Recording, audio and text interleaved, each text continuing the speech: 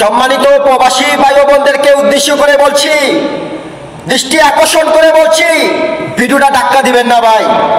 আপনাদের কাছে একটু অনুরোধ নিয়ে আসছি আমি, অনুরোধ।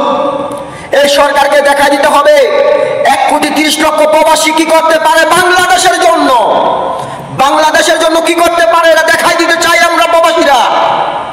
যদি আমরা একতাভাবে কাজ করি, আমরা রেমিটেন্স পাঠাবো না যতদিন আমাদের ভাইয়ের হত্যার বিচার না হবে, যতদিন এ কোটা বাতিল না হবে, বাংলাদেশের মানুষকে কথা বলা অধিকার না দেওয়া হবে, ততদিন কোনো রেমিটেন্স বাংলাদেশে পাঠাবেন না। কথাটা মনে রাখবেন। আপনি প্রবাসী, আপনার বাপদাদার টাকা দিয়ে প্রবাসী আসছেন, কোনো সরকারের এমপি মন্ত্রীর টাকা দিয়ে আসেন নাই। অনুরোধ, রেমিটেন্স বন্ধ করবেন। কেডা কেডা সবাই শেয়ার করবেন।